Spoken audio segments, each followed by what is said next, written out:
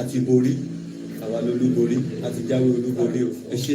So bàbá wa ibi tá a bá ọ̀rọ̀ yẹn dé òun ni ẹ ti gbọ́ yẹn bàbá ẹ wá bá wa yànnà náà because kíní ní jà nílẹ̀ Yorùbá ó sì ń jà wá lógun ó mà ní dàásùrà òun ló mú pọ̀pọ̀lọpọ̀ tó yẹ kó dìde wọ́n sọ̀pọ̀tì ìrìn àjò yìí tó ní kálukú wọn fi rowọ́ àfi tí generation for generation wọ́n kọ̀ntínú nínú ìdààmú yìí. Ẹ ṣé sí. Ẹ ṣé ṣọmọ God bless you. Ìjà Yorùbá ìjà tá à ń jà fún Yorùbá ìjà tí Ọlọ́run fún ara ẹ̀ fọwọ́ sí mi. Ìjà wọ́n ní ọ̀pọ̀lọpọ̀ tó ti fẹ́ kí irú mi kí n sọ pé mi ò ṣe mọ́.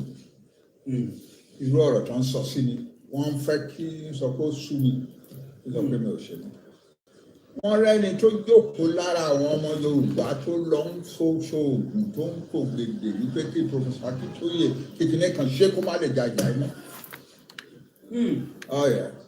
Wọ́n wà ṣùgbọ́n Ọlọ́run ló ní kí n lọ́jà. Àwọn tó ń ṣá oògùn wọn dey reach me because God has built a defense around me. God has given his angels charge over me to watch me in all my ways. The angels are always bearing me up in their hands. And therefore I shall never do as much as dash my foot against a stone. Kò sọ́gbọ́n wọn tán lè dá kò ṣeé ṣe. So ìyẹn wà ń bẹ̀. Kí ni ìdí tí wọ́n ṣe rí àwọn Yorùbá tó ń ṣe burúkú bẹ́ẹ̀ yẹn? Ìdí ẹ̀ ni wípé èkíní àwọn tí à ń bá jà ìṣojú ìjà àwọn ò bá wa ja ìjà ojú lásán o. Àwọn ọmọ Yorùbá gbọ́dọ̀ mọ eléyìí. Àwọn Fúlàní tó ń bá wa jà wọn ò bá wa ja ìjà ojú lásán. They are fighting us with spiritual warfare. Big time. Ẹni tó bá dẹ̀ fẹ́ mọ̀ nípa yẹn ó easy láti find out. The Fulani are always using àwọn kan a group of people. Wọ́n rò pé spiritual power wà lọ́wọ́ wọn tán pè ní Marabu from Senegal. So àwọn náà máa ń kó wá sí Nàìjíríà. Àwọn fúnra wọn ò they are not good Muslims. Àwọn Fulani fúnra wọn they are not good Muslims. But those people are supposed to have a lot of power. And látijọ́ tí wọ́n ti dá Nàìjíríà sílẹ̀ ní independence làwọn Fulani ti depend heavily upon the Marabout pé kán máa sá òkú sáwọn yòókù tó bá tẹ̀ ṣe burúkú sí wọn kí wọ́n má gbé wọn débi pé wọ́n máa jà padà àbí kí wọ́n máa lọ ráyọ̀ àbí wọ́n máa ṣe kinní kan so kí gbogbo ẹ̀ dákẹ́rẹ́ ọ̀rọ̀ káwọn máa ṣe burúkú yẹn sí wọn káwọn má lè dáhùn káwọn má lè resist káwọn má lè reject ẹ̀ ìyẹn ń lọ. I can give you the 2019. Àwa kan tapera wa ní Southern and Middle Belt Leaders Forum. Àwa tá wá láti South West, àwọn tó wá láti South South, àwọn tó wá láti South East, àti àwọn tó wá láti Middle Belt. 4 different groups. Our form organization kan wọ́n pè ní Southern and Middle Belt Leaders Forum. Ó wá dijọ́ kan ní 2019 and ní okay our fẹ́ lọ visit national fẹ́ lọ visit Senate. Ká bèrè lọ́wọ́ wọn. Wọ́n rí gbogbo nǹkan tó ṣẹlẹ̀ ní Nàìjíríà yìí ni why are they not doing anything about it and so on and so forth. Chief E.K. Clark ni chairman wa. Àwọn bàbá wa yọ Adébánjọ wà lára wa èmi wà bẹ́ẹ̀ wọ́n wá yan èèyàn mẹ́rin from each area mẹ́rin la ṣe South South South East South West Middle Belt wọ́n wá ní kí kọ̀ọ̀kan yan èèyàn mẹ́rin ní South West èèyàn mẹ́rin tá a yàn ó include mi Chief Adébánjọ number 1 èmi number 2 young men like Mimiko and Yinka Odumakin àwọn mẹ́rin tí a lọ láti ilẹ̀ Yorùbá nìyẹn àwọn yòókù yẹn mẹ́rin tí wọ́n 16 of us àdébẹ̀. Nígbà tá a jókòó pẹ̀lú àwọn senators the president of Senate ó jókòó the chairman of 8 major committees of Senate wọ́n jókòó wọ́n jókòó pẹ̀lú chairman president of senate on the high table àwa tá a jẹ́ àlejò wọn àjókòó báyìí nígbà tá a kíra wa tán tá a ṣe tán so president of senate Bisola Saraki ó ní bàbá ẹ sọ fún gbogbo àwọn tó attend sí ní torí ìjọba àdọ́mọ àní attendant àní personal assistant ó ní ẹ sọ fún gbogbo àwọn attendant yìí ẹni mẹ́rin yẹn nìkan kù sọ fún gbogbo àwọn attendant wa àwọn assistant wa ẹ jáde ó ní kí gbogbo àwọn tó jẹ́ workers for the senate workers kan jáde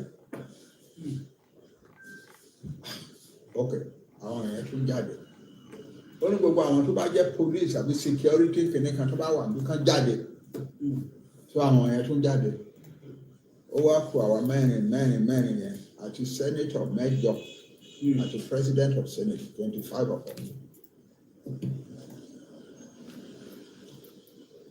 Ó ní nǹkan táwọn fẹ́ sọ fún wa ní there is something happening that Nigeria does not pay attention to. Fire on the mountain. Yes. Kì í ṣe ordinary people, kì í ṣe people tá à ń rí àwọn Fúlàní tá à ń rí àwọn pariwo kì í ṣe àwọn ló take a decision ní for Nigeria ní Abuja yìí. Àwọn kan wà tó jẹ́ marabu tán lọ import wá láti Senegal. Ṣé ń gbọ́ gbogbo ọmọ Yorùbá ká lè mọ ibi tá a máa dojú àdúrà àti gbogbo ẹbọ tá à ń rú ká mọ ibi tá a máa dojú ẹ̀kọ́ ẹ ṣeun bàbá wa gbọ́ yìí. Àwọn kan wọ́n máa lọ ń kó wọn wá ní in their hundreds tí wọ́n bá dẹ̀ ń lọ wọ́n máa ń kó púpọ̀ fún wọn ní it's like aeroplane tí wọ́n fi lọ kó wọn Nàìjíríà ló máa gbé aeroplane ránṣẹ́ láti lọ kó wọn wá àwọn náà tún máa kó wọn lọ ìgbà tí wọ́n bá ń lọ bí aeroplane wọn yẹn is filled with naira ní àti dollar so those are the people who are taking it. Only our Senate, the Senate of Nigeria, tá a bá Buhari ṣèpàdé báyìí nírọ̀lẹ́ yìí tá a sọ pé Buhari nǹkan báyìí lájọ máa ṣe tó wà greek kí gbogbo wa àgbé ìtakùrọ̀ lọ. Táwọn máràbùtù ẹ bá sọ fún lóru pé má ṣe kìnìún yẹn o ìgbà tá a bá ń ba sọ láàárọ̀ jẹ́ kìnìún máa wà ní pé òun ò tí ì gbọ́ rí ni.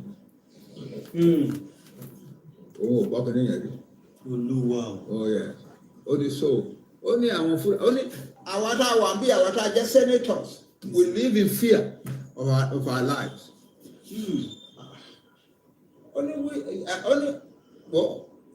The other senators will tell you kò sí kankan lára wa tó wà bí tán ti fi marabu threaten. Ìkànnì òun dédé jí láàárọ̀ lòun rí àwọn marabut tó wà wájú ìta táwọn ọlọ́pàá wà lọ́dọ̀ ẹ̀ marabut yẹn ń sọ fún àwọn ọlọ́pàá pé ilé sẹ́nétọ̀ yẹn owó ìjọba tán jí ó kún bẹ̀ ẹ lọ ṣáàjẹ́ ẹ rí bẹ́ẹ̀ mi sọ fún un pé owó ìjọba wà bẹ̀. Yes. Gbogbo ọmọ Yorùbá náà wò ní bàbá wa kọ́ra ta tán ṣí àìtò yìí. Yeah. Ó ní so àwọn Fúlàní àwọn ọlọ́pàá dẹ̀ wá lóòótọ́ wọn dẹ̀ wọnú ilé wọn bẹ̀ sí ṣáàjì yàrá wọn ṣáàjì kitchen wọn ṣáàjì ìkan lára àwọn senators wọn ní ìyàwó ẹ̀yà òun ìyá tó bí wọn wà ní ọ̀dọ̀ òun níjọ́ yẹn tó sick tó wà ní yàrá kan òun sọ pé ìyá wa bẹ wọn jẹ káwọn ṣílẹ̀kùn bẹ̀ wọ́n lékè wọ́n wo wá bẹ́ẹ̀dì tí màmá wà wọ́n wá bẹ́ẹ̀ wọ́n ṣe gbogbo. Yes, that's how Nigeria is being governed. Anybody tó bá rò pé àwọn Fúlàní yẹn everything they do is guided by the marabouts. Everything they do towards Nigeria is guided. Táwọn bá pé eléyìí táwọn Nàìjíríà fi máa wò táwọn máa fìyà jẹ wọ́n tó jẹ́ pé in other countries táwọn bá ṣe irú ẹ̀ rally àti ṣẹlẹ̀ nípò kankan ìlú àti dàrú kankan rárá o àwa Nàìjíríà máa wò ní ara nǹkan tí àwọn máràbùtù ń ṣe fún wọn nìyẹn. Bàbá wa bó la wá ti rí bó ní Yorùbá ti rí èdè yẹn àṣà yẹn tó dẹ̀ gbé sínú ọmọ. Gbọ́ díẹ̀. So ọ̀pọ̀lọpọ̀ ọ̀nà àwọn ọmọ Yorùbá fúnra wọn wọ́n á wá oppose ẹni tó ń jà fún wọn. Ara ẹ̀ nìyẹn. Ara nǹkan tí irú àwọn táwọn Arab kan máa ṣe pé Akintoye become unpopular láàrin àwọn tó lòun jà fún yìí gan. Yes. Ara ibi tí ó ti wá nìyẹn. Ara ibi tó ti wá nìyẹn.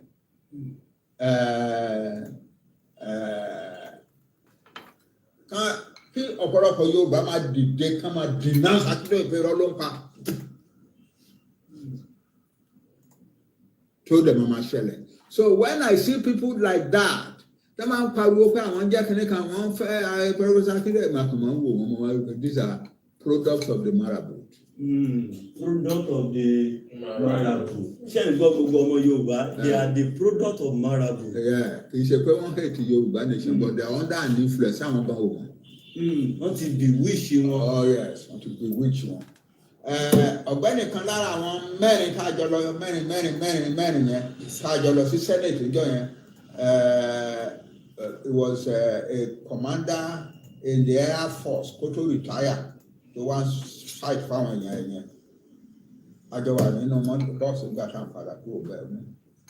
Ó ní Nàìjíríà ò understand the Marabout ó ní òun lòun lead the Air Force contingent to wait on the President of Nigeria nígbà Abacha. Òun ló wà as the commander of the Air Force contingent that waited on President Abacha. Ó ní iṣẹ́ wọn tó ń ṣe kò púpọ̀ ju wípé káwọn gbé aeroplane lọ sí Senegal wọ́n á ti kó àwọn Marabout yẹn lóde wọn káwọn kó wọn wá ìgbà tó bá tún ṣe tán kán tó kó wọn lọ. Ó ní lájẹ́ ẹjọ́ tí Abacha kú àwọn Marabout yẹn ló wá sọ fún àwọn táwọn jẹ́ Air Force command ló wá kanlẹ̀ kan sọ pé the president is dead.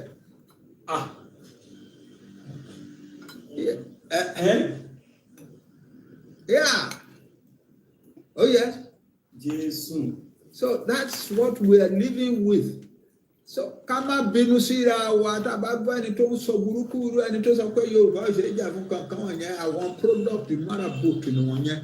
Gbogbo ọmọ Yorùbá ń ní irú àwọn bẹ́ẹ̀ olóòtú gbogbo ẹ̀ product of Marabout. Ẹ jọ̀ọ́ ẹ jẹ́ ká kíyè sọ̀rọ̀ ẹ̀ ká dẹ̀ máa kẹ̀ ká kíyè sára Ọlọ́run á ràn wá lọ́wọ́. Bàbá wa àfẹ́ dá yín ní because ẹ̀kọ́ yẹn pọ̀. Ṣé ọ̀rọ̀ yìí tó ti gbè sínú ọ̀pọ̀lọpọ̀ àwọn èèyàn wa ẹ̀ àtàwọn ọmọ kékeré o òun náà mo sọ̀rọ̀ ìránṣẹ́ Ọlọ́run lẹ́ẹ̀kan tó jẹ́ ọmọ Yorùbá ọba aṣọ tiẹ̀ ìjòyè aṣọ tiẹ̀. Gbogbo wọn pátápátá they are operating under the influence of the spiritual influence of the Marabout. Pé kí Yorùbá máa lójú ká máa unite ká máa bára wọn jà especially ẹni tó bá dìde bí irú Akintoye yẹn tó lóun fẹ́ gbà wọn sílẹ̀ ká máa bájà ká kọjú ìjà sí ká máa sọ burúkú nípa ẹ̀. So nígbà tí wọ́n bá ń sọ burúkú nípa ẹ̀ I know where it is coming from. Therefore I don't let it touch me. I know where it is coming from. The enemy is engineering my own people against me. So what I do is ignore them and pray for God's protection. That's all. So bó ṣe jẹ́ nìyẹn ẹnìkan Yorùbá very few nations in the world ló wà unite between Yorùbá. Absolutely. Bẹ́ẹ̀ ni sir. I have traveled in almost every country on earth. Àwọn countries kéékèèké tó ń ṣe wá yapa kúrò ní ara Russia ara Soviet Union tó ń wá dé kíní tí à ń gbórúkọ àwọn Uzbekistan Kyrgyzstan kankan gbogbo wọn mo ti dé rí. Gbogbo wọn mo ti dé rí. Those are the most remote countries in the world. Káṣọ́ máa sọ̀rọ̀ gbogbo àwọn country yòókù tó wà ní Europe tó wà ní North Africa ní South Africa ní Central America ní West Indies gbogbo ẹ̀ mọ̀. There is no nation, one single nation tó wà as united as the Yoruba nation. Oh my God.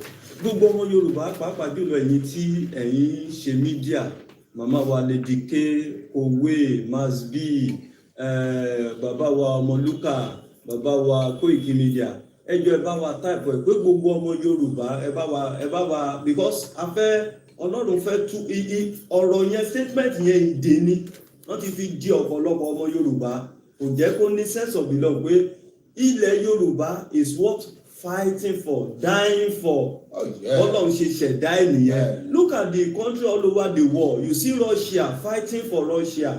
Ukraine nígbà tí ìjà bẹ́lẹ̀ between Russia and Ukraine, àwọn ọmọ Ukraine ọmọ Russia tó wà ní other country, they left their country, come down láti gba ìjà àwọn ilẹ̀ wọn jà.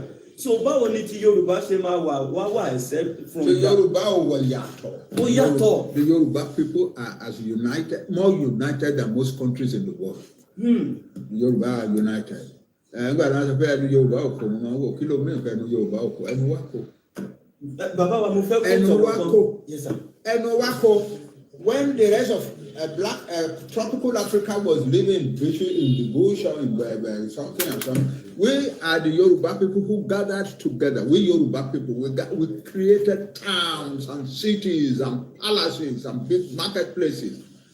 Àwọn aláṣẹ ẹlẹ́nu wọ òkú. Tẹnu wa bá fẹ́ kó kí la wá fẹ́ ṣe afẹ́ dòrìṣà ni. We are human beings. We have our faults, but we are a very powerful nation. Heavily united people, and we have achieved great things in history. So, we create the first Europeans to enter into the interior of Yoruba land, Clapperton and his group in 1825 December. It be the rest of Africa, big towns at every short distance from one another. On the bank, look and buy. Recede lẹ́yìn wọn, the noise of another town tún máa down níwájú tí àwọn máa gbọ́.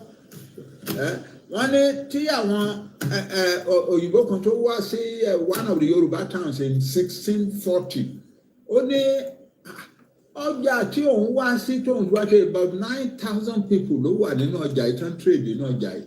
Only this marketplace is 4 times as big as the new market in Amsterdam. My God. The other way are unite. We are a powerfully united people. Extremely united. Yes. Oh my God. And we will win what we want. What we want is to be a separate country in the world. We will be. Amen. We cannot continue to be in a country with people who are saying that we must perish. Thank you, sir. And the government is helping them to do it. For 8 years now, we have been under the government of the Fulani that is helping the Fulani people, one, to scatter all over Nigeria and destroy, kill, maim, all over. They have been, announced that anybody can come from the rest of Africa and come to Nigeria without a passport, without a visa. And when they are mentioning that Nigeria, Yoruba land the target one. Yoruba land the target one because ilẹ̀ ọlọ́ra nìyẹn. Wọ́n kàn fi Nigeria orúkọ Nigeria bójú mi. Yoruba land náà mi. Yes, so that is it. If people are like that in the country we live in and the government is not saying that what they are doing is criminal and therefore acting against them, then the government is supporting them. And therefore we have legitimacy on our part to lead. That is all. That is all. Nobody in the world can argue against that. That here are people called the Yoruba living in the same country with another people called the Fulani. The Fulani are saying that the Yoruba must perish. Absolutely. And the government is not saying no, what you are saying is criminal and acting against it. Then the Yoruba are free to leave. Yes, that's all. Yes, and they can't stop war. Nobody can stop us. So, Baba wa, even gan tora àwọn Yorùbá gan tẹ́ ti sọ pé ẹni tí mò ń kó ti ọ̀rọ̀ ẹ̀ lẹ́ẹ̀kan tó ní Ìgbòho Yorùbá ò ṣe jà fún mọ́ kọlu bábù wáyà ṣebí Yorùbá náà ló ń jà fún Yorùbá sì ti jẹ lọ ìyẹn pé ọmọ Yorùbá kan ti wọlé sí presidency ló ń sọ yẹn pé ṣebí Yorùbá náà ló ń gbìyànjú àti jà fún ilẹ̀ Yorùbá ọmọ Yorùbá dẹ̀ ti jẹ lọ. àwa òfin àjà fún president. ẹ ṣeun gbogbo ọmọ Yorùbá. ẹgbà tí wọ́n ń ṣe election a sọ fúnra wa àfẹnukonu sọ fúnra wa all over the world gbogbo àwọn tá à ń jà fún self-determination ẹ má dá sí ọ̀rọ̀ politics ẹ má dá sí ọ̀rọ̀ election ẹ má dá sí o inú mi dẹ̀ pé àwọn èèyàn wa wọ́n unite wọ́n dá sí ọ̀rọ̀ politics it was wonderful.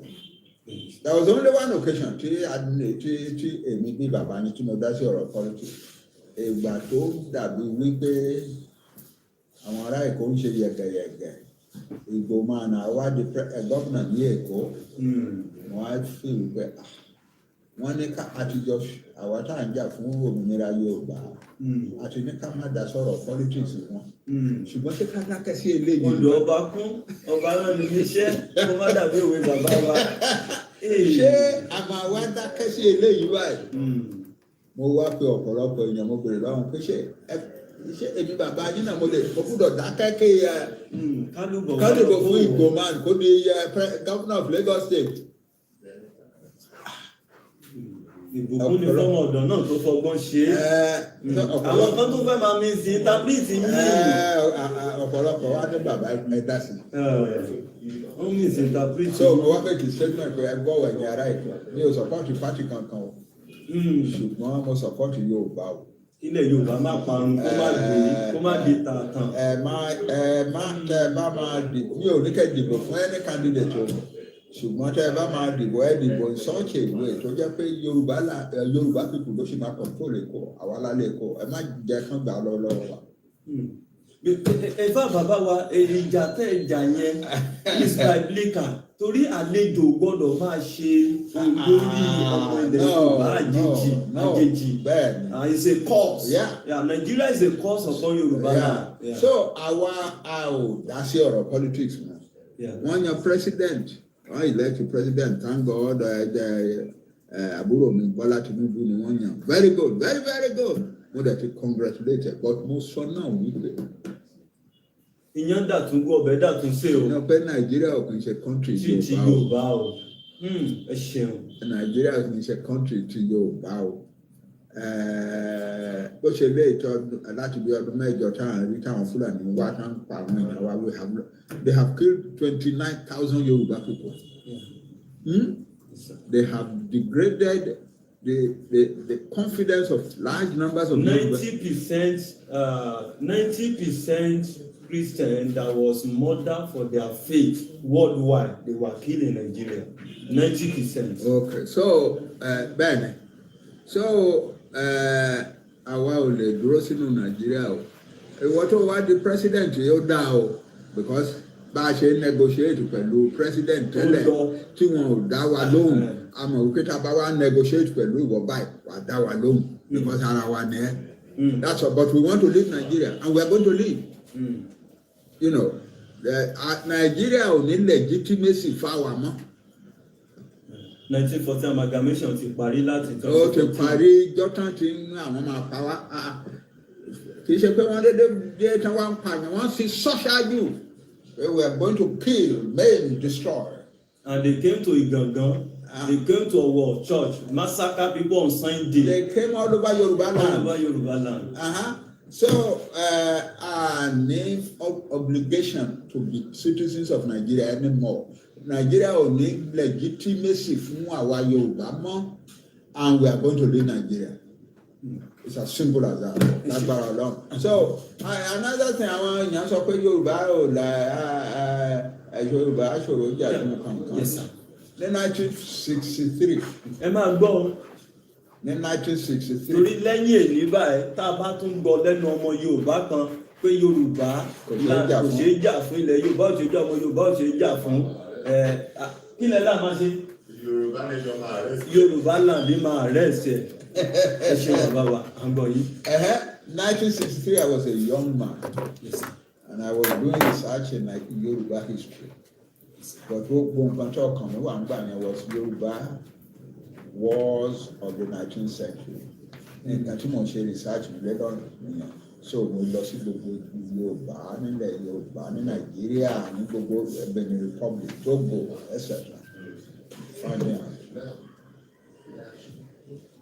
So mo wá lọ sí ìlú kan wọ́n pè ní Ìkírun.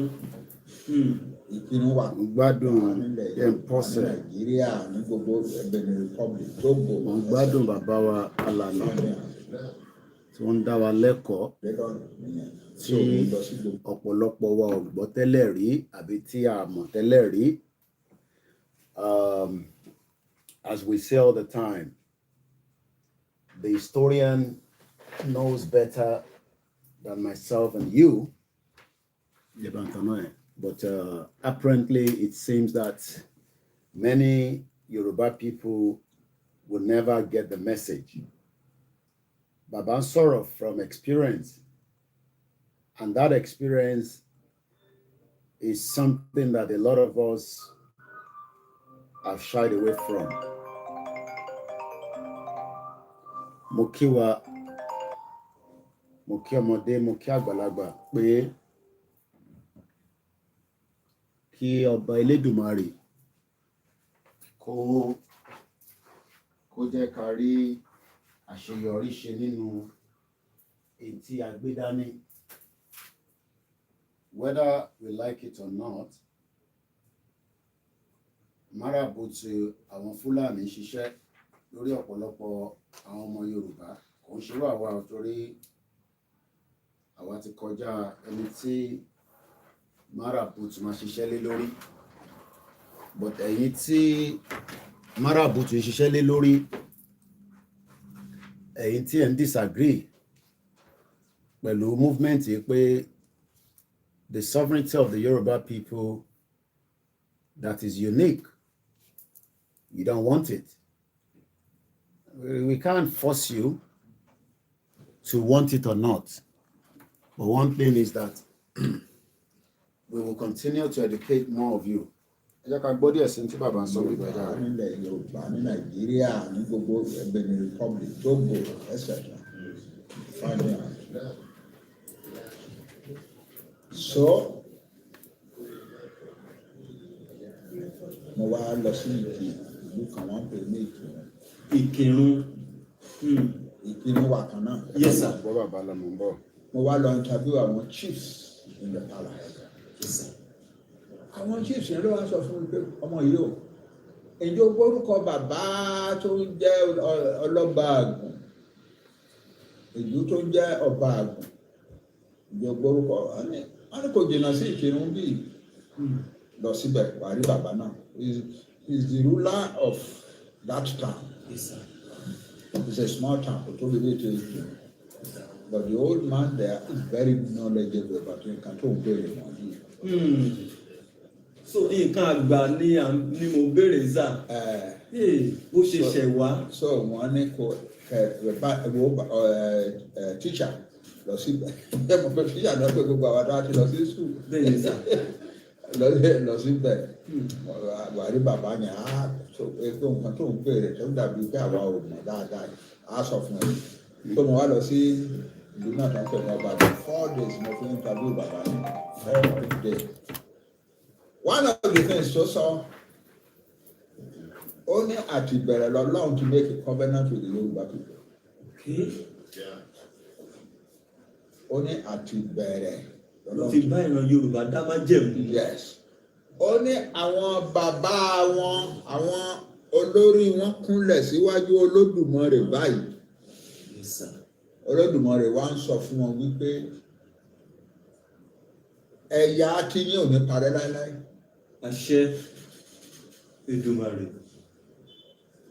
Pé òun dẹ̀ ti ṣètò. Olódùmarè sọ fún wọn pé òun ti ṣètò.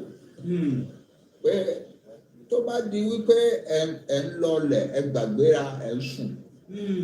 Tó bá di wípé ẹ ń lọlẹ̀ èèyàn kan wá sáàárín yín láti wá enlighten yín láti gbé yín padà sókè níbi tẹ́tí wá òkè lẹ belong sí òkè ní Yorùbá belong sí among humanity tó bá di wípé ẹ ń lọlẹ̀ èèyàn kan dìde á wá gbé yín padà síbi tẹ́ belong sí. Bàbá wa á lọlẹ̀ ó kọjá bẹ́ẹ̀ Ọlọ́run gbé ẹ̀yìn àti bàbá ṣe Sunday nǹkan so ó ní Ọlọ́run Olódùmarè sọ fún wọn wípé àwọn tí òun line up yẹn pé àwa máa wálé kọ̀ọ̀kan nígbà tẹ́ bá fẹ́ di pé ẹ lọlẹ̀ ẹ ṣe kíní kan yẹn wọ́n tò títí the end of the world ni o kò sí jọ́ tí line yẹn máa break kò sí jọ́ tí Yorùbá máa wà ní trouble tán rí ọmọ Yorùbá kan tó máa dìde kò sí àwọn tó ń rán nìyẹn o so your nation will never become a small nation. Your nation will never become a subdued nation. Nǹkan tí bàbá yẹn sọ fún mi jọ ẹni. Gbogbo ọmọ Yorùbá ṣe ń gbọ́ ìtàn 1963. Bẹ́ẹ̀ni. My God. March 1963. My God. Ọjọ́ mẹ́rin náà fi ṣe interview. Yes. Fún àwọn. Nǹkan mìíràn tó sọ fún mi ó kọ rẹpẹtẹ but eléyìí ó yẹ kí gbogbo Yorùbá gbọ́. Pé Ọlọ́run ti tò àwọn kan sílẹ̀ tó jẹ́ pé nígbà tí yóò bá dàbí pé Yorùbá ń sùn lọ wọ́n ń sùn wọ́n ń gbàgbéra wọ́n ń lọlẹ̀ àṣọ èèyàn kan wá tó máa ẹyẹ sùn jí má sùn ẹyẹ sùn ẹdìdẹ fẹ́ padà ìlọrun síbi tẹ́ wà ibi tẹ́ Ọlọ́run fún yín sí ó gbàgbé eléyẹ padà síbẹ̀.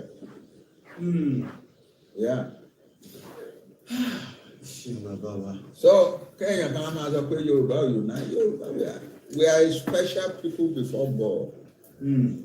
We are a special people. Àmọ́ dúpẹ́ náà fún bàbá Akintoye ni because a lot of this kind of discussion that Baba is giving us is not something you can buy on the shelf. Many of our Yoruba do not have understanding of intan dípẹ̀lú. Púpọ̀ náà ọmọ Yorùbá wọ́n mọ̀ pé problem tí à ń face tí ó ń fún wa ní ìdí tí ilẹ̀ wa fi wà outside our domain torí pé the agenda tí Comrade Kunle Ọláwùnmí ẹ̀rọ ti máa yẹn tí wọ́n sọ fún wa pé there is a agenda láti Islamize Nigeria. That agenda is still there because many people will probably say it's not going to happen. But unfortunately, a lot of you in the hope that Nigeria will be a great place. It's not going to be a great place. Nigeria will kill as many of you before you understand the reality. Ṣebí bàbá kan ló sunkún jáde pé NDLEA shoot àwọn ọmọ òun. I'm sure somebody like that at some point will probably not even listen to somebody like us because àwa ni problem yìí, but the country will deal with you all individually, economic wise. Nigeria máa deal pẹ̀lú gbogbo yín. So those of you that are thinking that Nigeria will deal with me, Nigeria will not be able to deal with me because I am not in Nigeria. And the tendency that Nigeria is going to deal with me, you will all just be dreaming. It's a dream that is not going to happen. But look at this, your money, right? These, your contraction money. What's in the tissue paper, money lower every day. Owó tẹ́ gbé dání is no longer a money. Ó ti wà stressed out. And very soon, owó yóò nílé ra ògì tí mo mu nísìn àti mọ́ínmọ́ín. Ìwọ tó ní kò sí tó kún ẹ̀,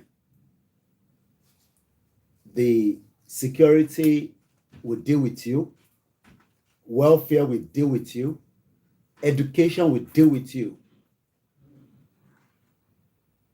And the growth, when Nigeria might grow, is not going to happen. So many things. You'll be dealing with so many things. So many things will be dealing with you. And in the long run, every one of you will cry. Tinubu, yesterday, the headline, Tinubu says that there will be anarchy in Nigeria.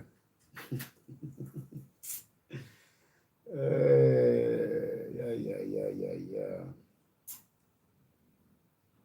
Already they've declared state of emergency on food security. So the basic food that I just had some few minutes ago, a lot of you cannot eat it. The basic, which is pap and my so Banji is meant to be like a very easy meal for breakfast. Just like down around in Boshemu. Okay, it's fake. All right, no problem. Whether it's fake or not, it doesn't matter.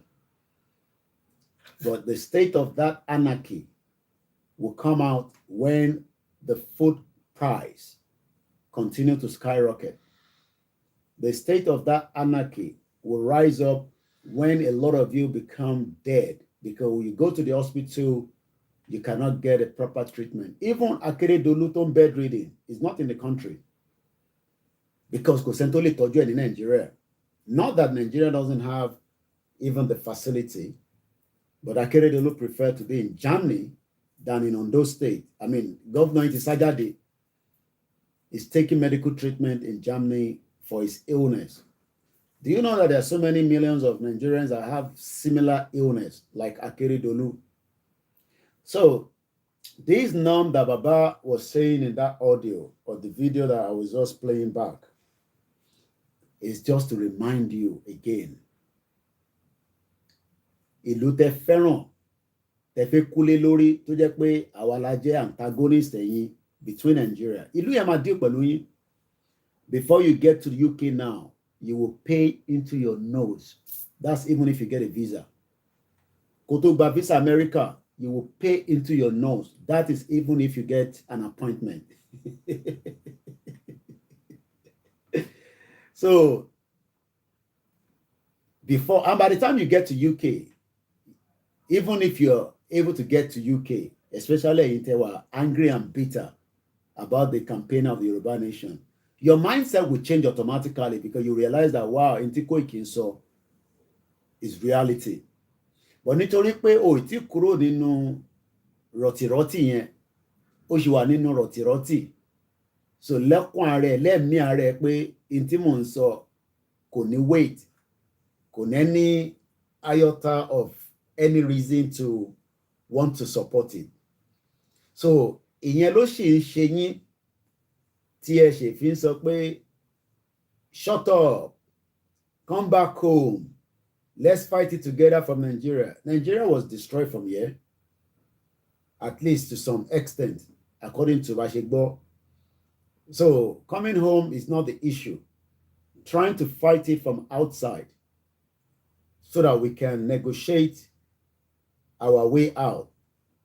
Abẹ́mọ̀ pé nígbà tí wọ́n negotiate Nigeria, inú bíbá náà lọ́ti ṣe negotiation yẹn now. So why then must you tell me to come home? Nígbà tó yẹ pé inú bíbá òun ni wọ́n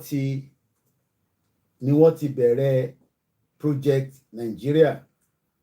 Àbí wọ́n gbọ́ yẹn ni, ó gbọ́ tán yẹn rárá.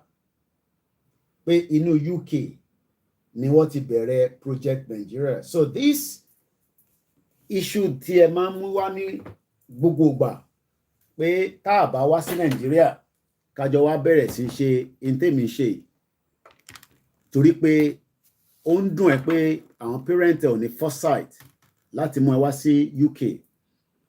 Ṣebí parent tèmi ní foresight ni. Abireko, your own parents does not have the foresight. That's why they kept you in Nigeria. Because if your parents had the foresight, one more in Nigeria or Kinshe country. So what to work Bushima Jadi Kuru Nigeria, Latilo survive. And that's a fact. And I can see that's the reason why a lot of you get very, very angry. You get very upset.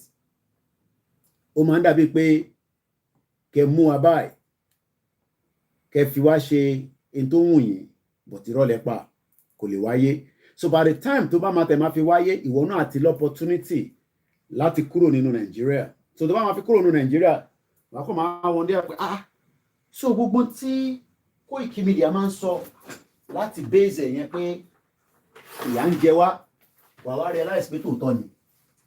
So ó tún máa wá mi láti fẹ́ dúpẹ́ lọ́wọ́ mi pé mo kú iṣẹ́ takuntakun láti fẹ́ ṣí yín lọ́kàn kúrò nínú location 9 tí a mọ̀ sí Nàìjíríà. Gbogbo ìlú ló ní tiẹ̀ lọ́wọ́, bó bí ṣe sọ UK ò nídìí anybody tó bá ní value fún wọn nínú bíbá.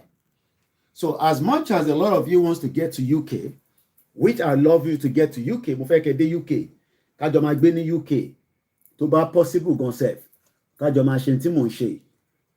But problem tẹ́ máa ní ni pé expectation yín nígbà tẹ́ ẹ̀ tí dé UK bígbà pé ọmọ bí wọ́n ṣe ń sọ̀rọ̀ yìí tó ń dé fìlà sójà káàkiri, by the time tí wọ́n náà bá dénú system báyìí wà wá realize pé abájọ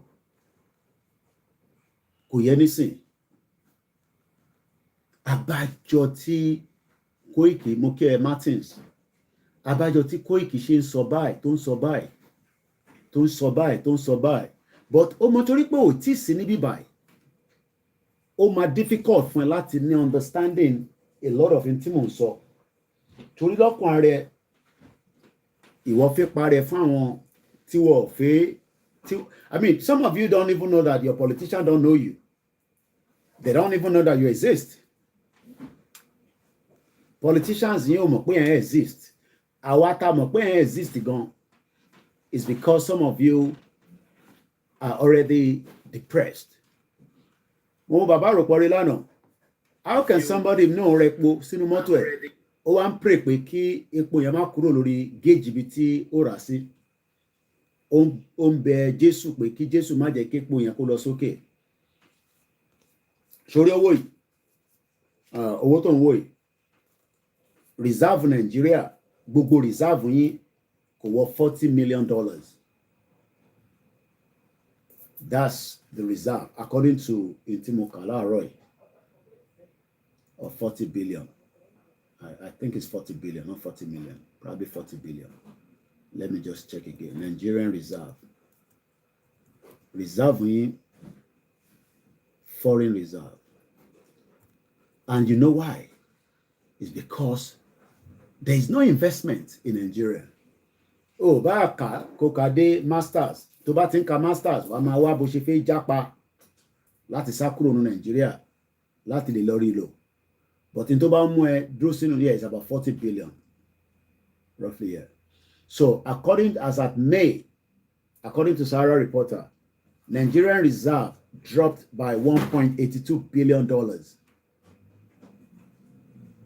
lọ sókè, ó ń wá sísàlẹ̀, because kò sí production. Produce anything now? Kill and produce nothing. You're literally producing nothing. Àfi àwọn criminal, àwọn tó ń gèèyàn lórí, òun lè ń produce.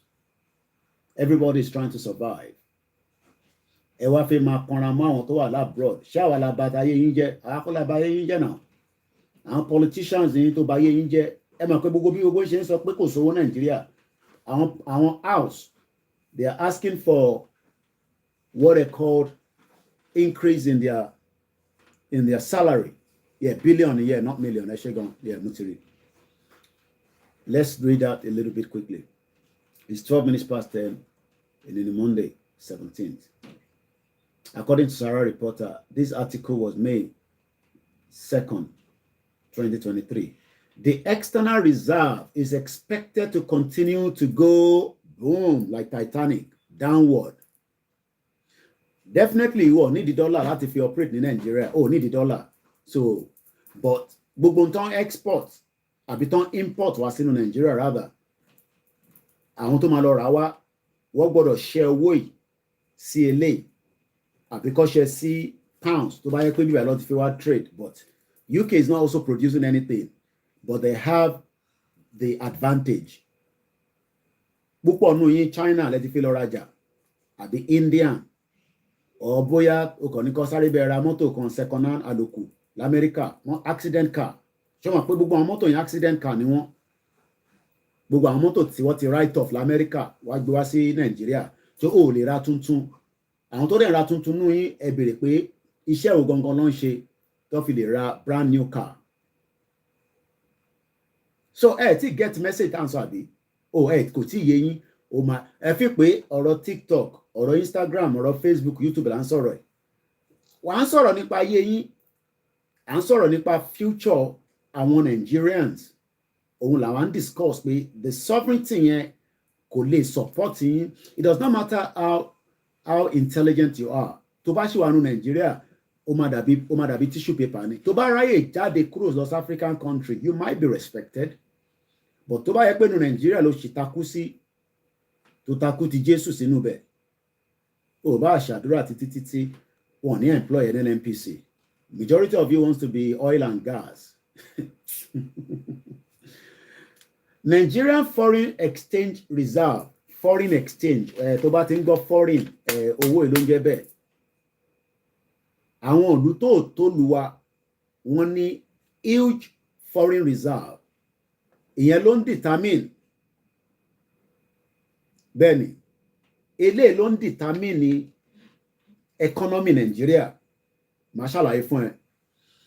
Tó bá fẹ́ lọ Dubai náà ni púpọ̀ ní máa ń sábà lọ torí bẹ́ẹ̀ náà ni wọ́n máa ń fún ní visa láti lọ.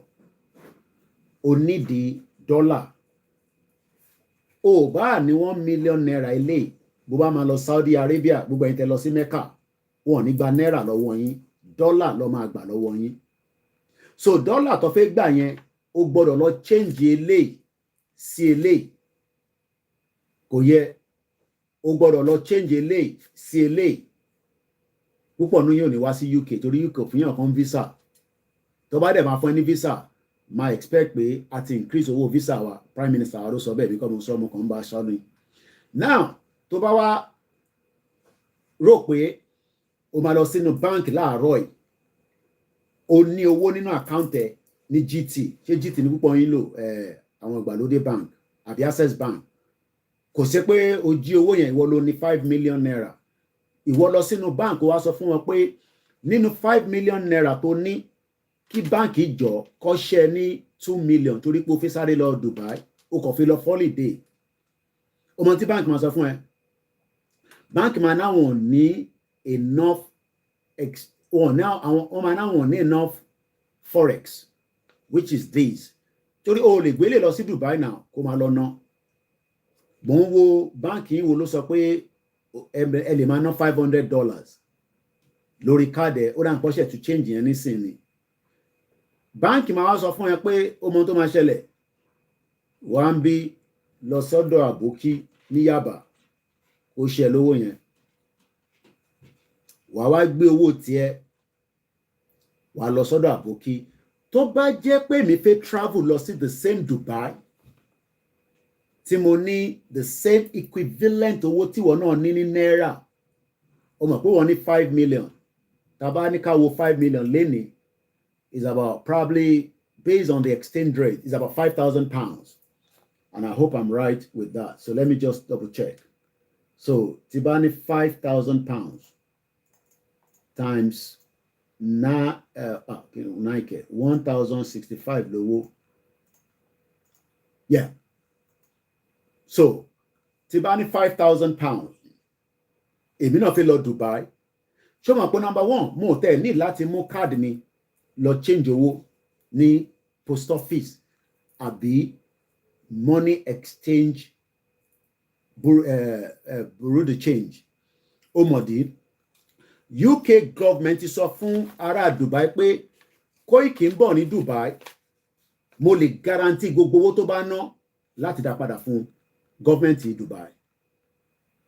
Mo ń ṣàlàyé fún ẹ ìdí tí ẹ ṣe ní problem in terms of ìwọ tó fẹ́ travel tí ò rí owó ṣẹ́.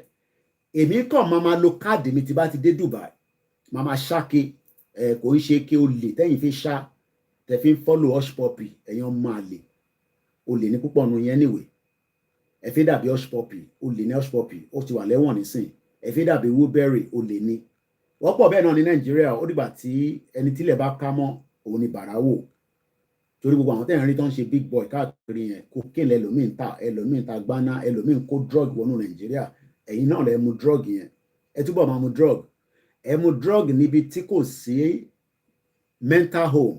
I'm sure pé arò nísìnyí ó ti di bush gbogbo àwọn tó yẹ kó tọ́jú yín láàrò gbogbo wọn ti wà ní abroad wọ́n ti sá kúrò ní mental home so ìyẹn ni wèrè ṣe pọ̀ káàkiri gbogbo inú agbègbè jẹ́ ń padà síbi tí understanding yẹn máa yí ẹ sórí ìyàtọ̀ tèmi àti tiẹ̀ ni pé owó mẹ́tẹ̀ẹ̀ta yìí èmi UK guarantee Dubai pé mo ò bá ná gbogbo 5,000 number one Dubai fẹ́ kémi tẹ̀ ná gbogbo owó yẹn sọ́dọ̀ wọn náà anyway ó mọ̀ dé nítorí pé wọ́n need the pounds Dubai náà need the pounds yẹn so gbogbo owó tèmi bá ná sínú Dubai kò bá jẹ́ 3,000 pounds gbogbo owó tí bá ná kò bá jẹ́ 3,000 pounds ó guarantee èèyàn kan ní kí n ṣàlàyé meaning foreign reserve so let's go according to the Oxford Dictionary ẹ ká lọ wo meaning foreign reserve kí ló mean tá bá sọ pé foreign reserve ẹ jẹ́ ká lọ wo meaning ẹ̀ according to the English Dictionary mo kí gbogbo wa a máa tó join Star Radio and Star Wine. Foreign exchange reserves, also called forex reserves, are in a strict sense only a foreign currency deposit held by the national or the monetary authority. Eléyìí ò ń ṣe foreign reserve, okay? Tissue paper lélẹ̀. Ó bá ní 20 million nínú account. Ó bá ní 1 billion. Ìyẹn ni wọ́n ṣe máa ń ṣe owó fún yín ní dọ́là. Mo rí woman kan tí mo post lórí Twitter. Dọ́là ló fi fún àwọn kan ní pé kó lọ jẹ lunch. I'm sure some of you have seen it. Sahara ló gbé fídíò yẹn jáde. Mo ka dọ́là yẹn ó dà pé 4 ní àbí 5. That's about $500. Ó ní kẹ́ni yẹn lọ fi jẹ lunch. Lára àwọn owó. That's why wọ́n máa ń fi change náírà yẹn sí dọ́là. Torí wọ́n fẹ́ ní dọ́là púpọ̀, wọ́n fẹ́ ní náírà. Ó mọ̀ pé náírà yẹn máa ń wú. But tó bá ní 5 million naira. By the time tó bá ní 5,000 pounds kò ní ju báyìí lọ. But 5 million yẹn ìyẹn máa ga gan. Ìyẹn ló ṣe máa ń fi squeeze ẹ̀ padà sí dọ́là. And the detail yìí ò ṣe ní dọ́là yẹn ni pé produce nǹkan tí à ń tà níta tó ń fún wa ní dọ́là padà. So gbogbo ohun tí ẹ̀ ń jẹ tẹ́ ẹ̀ mu tẹ́ ẹ̀ ń lò ní gbogbo entity tẹ́ ẹ̀ ń pè Nàìjíríà yẹn wọ́n import ẹ̀ wọlé ni. So ó ń fún ẹ̀yin tẹ́ wà nínú ilé ní stress ó ń strain yín torí pé expectation ẹni pé as a nurse tó ṣe tán ó yẹ kó máa ṣiṣẹ́ ní hospital but hospital tó ti fẹ́ ṣiṣẹ́ yẹn gbogbo ohun tó hospital yẹn need tó fẹ́ fi run operation hospital yẹn ìtàlọ́ ti máa kó wá láti China mostly or India torí pé bẹ̀lẹ̀ ti ń ra àwọn fake drug tí wọ́n fi ń fún yín tẹ̀ ń jẹ tẹ̀ ń mu tẹ̀ fi ń ní problem. So which country what one berry àwọn èèyàn bẹ̀rẹ̀ which country has the highest foreign reserve in the world? China. Mo sọ fún yín pé China ṣe create the fastest bullet train in the world. Àlàáfíà ni ògbó wà kò sí wàhálà. The fastest train in the world from Shanghai to Beijing is 2.5 hours. Train tó náà ṣe yẹn nísìn ó wà 2 times faster ju ti tẹ́lẹ̀ lọ. And that is why everybody wants to buy products from China. So China has the world's largest forex reserve, worth over $3.4 trillion. As at last year, the country reserve have been boosted by its trade surplus. Ọjà tó ń tà. Tó bá yẹ pé àwa náà ń tajà síta lójoojúmọ́ tá ń tajà. Tó yẹ pé gbogbo yín busy tó yẹ pé tó bá ti jí láàárọ̀ báyìí ó máa wá bó kó dé pé shop kékeré ló rọra ní tí 5 million people ń dé sínú Nàìjíríà lójoojúmọ́ láti ta ni o tó yẹ pé òdẹ̀ ń rí kíní yẹn tà orí kíní yẹn tà so àwa dẹ̀ là ń produce ẹ̀ just like I told you in a Grand Bazaar ní Turkey the population of àwọn tó ń visit Grand Bazaar yẹn ní Turkey is about àwọn tó ń visit ẹ̀ àwọn tourist tó ń visit Grand Bazaar every day every blessed day there is about he has about 4,000 shops nínú ẹ̀ kò tí ì sí gbogbo àwọn tó wà ní agbègbè ẹ̀. Grand Bazaar, Istanbul, most tourist visited place. Grand Bazaar, the favorite shopping and sightseeing center of Istanbul, Turkey, and the world most visited touristic bazaar and financial center, continue to attract attention as usual, despite being among hundreds of modern shopping malls within the mission. It has undertaken thorough history to the present. If we were details, the number I want to see.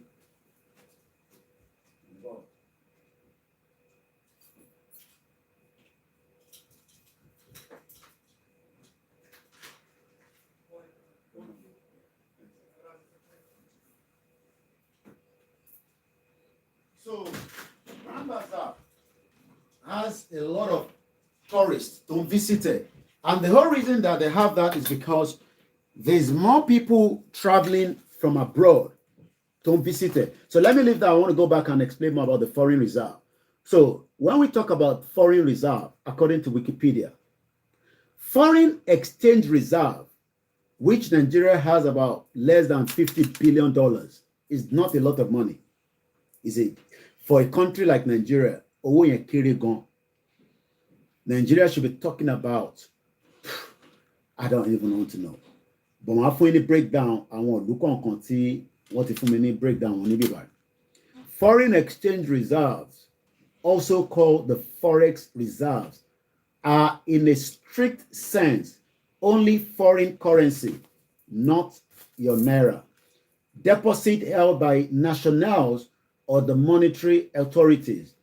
However, in a popular usage and in the list below, it also includes the gold reserves, specially drawn right, and the IMF reserve position, because this total figure, which is usually more accurately termed as official reserves or international reserves or official international reserve, is more readily available and also arguable more meaningful.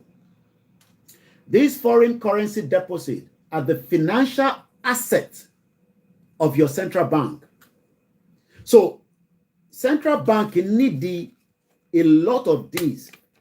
Nítorí pé gbogbo transaction tí ẹ rí pé nígbà kan àwọn airline Emirates náà wá sí Nigeria, because Nigeria ò lè guarantee pé àwọn máa sanwó fún wọn padà. Lóòótọ́ ìgbà tí wọ́n máa ra ticket eléyìí ló fi rà.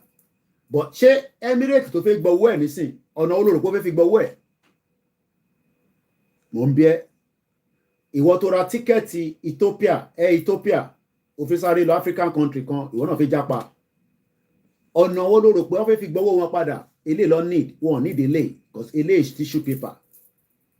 Now ó wá dé stage débi pé wọ́n ti ní bó ṣe máa ń work ẹ̀ whereas maybe every month I don't know how it works. After tó owó yẹn bá ti accumulate Emirates fẹ́ withdraw owó yẹn jáde. Nigerian government ní no torí pé Nigeria ò ní enough forex ní reserve wọn. Eventually Emirates, if that's the case, okuku beta kamawa. I think they were able to resolve it. Emefiele sanwó díẹ̀ fún wọn ó tún bẹ̀rẹ̀. Àwọn dẹ̀ need the route yẹn torí pé wọ́n mọ̀ pé ní airline. So ẹni tó ń bọ̀ láti anywhere in the world ó lè lọ Emirates láti connect wá sí Nigeria. Emirates tó bá dẹ̀ gbé ẹ láti anywhere ní gbogbo àgbáyé àkọ́kọ́ dèlú tiwọn náà kó tó gbé ẹ dé Nigeria. That's fún ẹni tó ń bọ̀ láti ta. ìwọ tó fẹ́ gbéra náà tó fẹ́ lọ Egypt ó fẹ́ lọ Asia ó wá fẹ́ lọ America Emirates ló wá bá lọ ó máa kọ́kọ́ rú ẹ̀ dé ìlú ẹ̀ náà ìtorí pé àwọn ló ní airline yẹn á gbé ẹ kọ́kọ́ dé Emirates wàá wá bọ́lẹ̀ wọ́n máa ń pè ní stop over it could be 2 hours it could be 3 hours tó bá ti wá ṣe stop over yẹn wàá wá ṣe wàá connect pẹ̀lú another airline another aircraft ìyẹn wá máa continue journey yẹn lọ.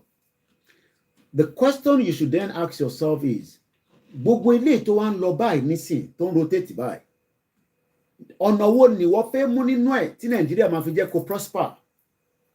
Because a lot of you are guiding and supporting these criminal politicians that knows how things are operating around the world, but what refuse láti má jẹ́ kẹ́yìn cooperate fine. Even up to the internet services, they've made it like it's a big deal. It's because your country, tí ẹ nífẹ̀ẹ́, kò nífẹ̀ẹ́ yín rárá. And these are the countries that have reserve. Quickly, I'm going to mention them at 10:30. China, like we said earlier, as at May this year, kódà ó tún lọlẹ̀ díẹ̀ ni, because the red pointer is going down. China has, like we say, 3.3 trillion. Japan has 1.2 trillion. Switzerland has 898. India has 596.280. Russia needs 583. You know, you can work it out in billions. Taiwan needs 562 billion. South Korea needs 421. Now, ẹ jẹ́ ká dúró lórí South Korea. Ṣó mọ̀ pé South Korea tó ń sọ yẹn, àwa àti wọn lájọ wà ní the same park some years back. Ìyẹn ìlú tó ń pè ní South Korea. Wà á ti máa gbọ́ South Korea, South Korea. Àwọn máa ń dàbí òwìnwí báyìí ni wọ́n, you know. Their children don't need to travel out of the country. Mo kí ẹ bí Yẹmí. Wọ́n ní láti kúrò nínú ìlú wọn. In tó bá mú ọmọ South Korea jáde kúrò nínú ìlú ẹ̀, ó lọ holiday ni. Just as we met them the other day, àwọn fine girls tí mo pàdé ní Tottenham tó wá wo football. Tí wọ́n bá sọ fún mi pé Nàìjíríà ń ṣiṣẹ́ fún ẹ, lọ gba visa kó wá wo Wizkid ní on the 29. Mo sọ fún ẹ pé mi máa wà níbẹ̀ lágbára Ọlọ́run. Kọ́lọ́n kó ṣọ́wá dìgbà yẹn. Lọ sí visa kó fill application yẹn lọ́sàn-án. Kó sọ pé UK mo fẹ́ lọ wo Wizkid ọmọ Nàìjíríà ni and I immediately ọmọ Commonwealth. Kódà pẹ̀lú owó tó ní l'account lọ apply for visa láti wọ UK.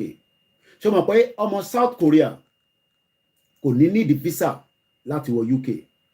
But ní as at time tí South Korea ń go through the same problem táwa náà ń go through, gbogbo population South Korea lénìí kò pé 60 million, kò pé 55 million. Gbogbo population wọn is just under 51.96 million. And they have about 500 and something billion in their foreign reserve. That means pé ọmọ South Korea tó fẹ́ land sí UK, wọ́n mọ̀ pé ń bọ̀ wá náwó ni.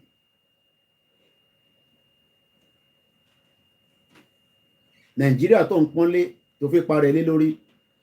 Number one, Nigeria recognize it. Secondly, Nigeria value it. Thirdly, Nigeria ò lè guarantee pé tó bá travel kúrò ní Nigeria, tó bá há sí any airport around the world, any embassy staff máa wá bẹ níbẹ̀. I don't think some of you know that. Gbọ́n tí mo sọ dáadáa. Tó bá há sí any airport, bó ń travel, wọ́n kàn sọ pé passport tó gbé dání pé àwọn believe pé fake ni. Even though pé kò ń ṣe fake, torí pé wọ́n mọ̀ pé Abuja ló ti gbà, àbí Èkó ló ti gbà, àbí wherever ló ti gbà. Wàá máa wonder pé àbí kọ́ máa sọ fún ẹ pé visa tó wà lórí pálí yẹn pé fake ni. Nítorí pé there is stigma lórí Nigeria. So what you then expect is that your government should come and help you out. But to be honest, you don't have a government. And that is the reason why we are saying 63 years down the line, that country is in a total mess. A lot of countries depend on China to meet their medical equipment, and a lot of new technologies and materials are needed. I understand your feelings when you're hearing the word, let us dissolve. I know it is not the kind of language that you love to hear because you love Nigeria so much. But you cannot love Nigeria more than me. You cannot love Nigeria more than those that are now asking for the sovereignty of what we are demanding for. Is our right, inalienable right, whatever we are asking for. You might not feel comfortable with it, that even the Biafra say they want to go. If you know that they are disturbing us, then let them go. Okay, they are becoming nuisance. Àwọn ló ń gbé drug, àwọn ló ń da gbogbo Nigeria rú, àwọn ló ń ṣe faking, then let them go. So that a lè mọ who is who. But nobody wants that. Thank you so much, those of you on the TikTok. Good morning on Instagram, on the MixLR. At exactly 1 hour, I will end this program. So in just 2 minutes now. So all I can say to those of you that are still in that position, I understand you're listening to all these rhetorics, especially from, I don't want to mention their names, people that you look up to as influencers. Some of them are your pastors. Some of you love your pastor to the extent that you will attack, you will flare up, even though you don't even understand what it means that your pastor is telling you. Because all your pastor does is, he reads from a book and he uses that with either he has another spiritual intake by delivering a message. But in reality, that is not going to bring food onto your table. That is not going to change the narratives of even your pastor, because even Professor Wole Soyinka was stopped at some point in Paris. They didn't realize who he was. When they now realized who he was, they wanted to now make him feel comfortable. But it was already too late. He got the message. So the video is on there online. Go and search for it. So if somebody like Professor Wole Soyinka, a Nobel laureate, can be disrespected in Paris, the question is, who are you and me that they don't even know? But most of you love your oppressors. I wish you all the best, as your oppressor will deal with you as you're expecting a revival of a dead economy. That economy is dead. It is not going to go back up. It is just a fact. Join me on the Star Radio at 11 o'clock. Shalom. Have a very good morning.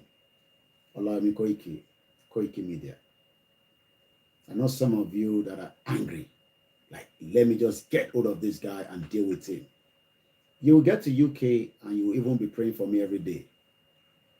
I know they've blocked your head with the marabot of the Fulanese. Good luck to you, as Nigeria will deal with every one of us, including me, because I have family there. Have a very good morning. Bye for now.